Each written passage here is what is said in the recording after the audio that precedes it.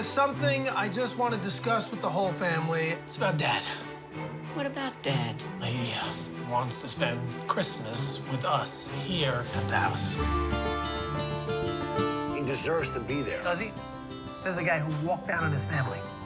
I don't know. I don't know what I'm supposed to do. I had no intention of breaking his family up. What I wanted to do is pull you all together. When he walked out on this family 20 years ago, I told him he would never set foot in my house again, and I am sticking to it. You're with your family. That's what we do. We take care of one another.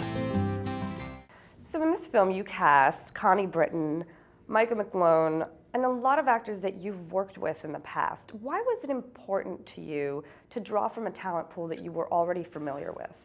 Given that the Fitzgerald's Family Christmas is a sort of a family reunion, I just had this idea in my head, given that I'd made 10 films, that why don't we do a filmmaking family reunion on the 11th? And I kind of knew and then was happy to see that I was right in that when casting actors that have known one another for a long time and that have worked together before, that I was going to get a real sense of history, that you would buy the fact that these people were a family.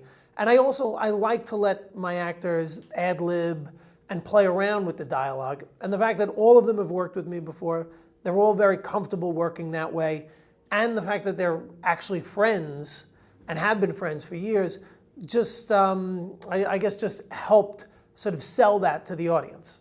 You can tell when watching the film that a lot of the dialogue is ad-libbed and that the actors put a lot of themselves into the characters. How did you honor their vision for the story and for their characters and incorporate it with your own story that you'd written? At a certain point when I made the decision that I was going to try and do this casting thing where pulling from all these folks that I've worked with before, I started to then write some of the characters with specific actors in mind. I knew at a certain point that I was going to write the part of Quinn from Mike McGlone. Don't kid ya, he does not seem that sick. Jerry, we got to make this happen. Certainly Carrie Bechet and Marcia and Caitlin Fitzgerald, all folks that I had worked with before. Normally, with a screenplay, I would never send an actor an early draft of a script. You want that script to be in great shape before you send it out. Given that I was writing with these actors in mind and have known them for a long time and know that they're not going to judge a less than completely polished screenplay, I sent it to them early and basically said, all right, this is the story I'm telling. These are the characters that you guys are going to play. Let's, what do you think? Like, what can we do with Quinn to make him, just more fleshed out? What are the nuance that we can add? And, Carrie Bechet is someone, even while we were shooting the film, she and I was trying to figure out, there's something missing in her character. She's the one character that we just didn't figure out. And it was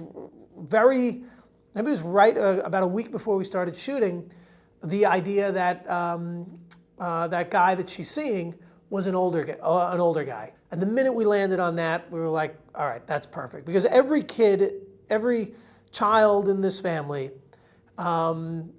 is affected by the great event of the father walking out 20 years ago. I'm a character who is still living at home taking care of my mom. Quinn is a bachelor. The oldest sister is in the middle of an ugly divorce and having an affair. Caitlin's with an abusive guy. Sharon, Carrie Bechet's character, didn't have that wound.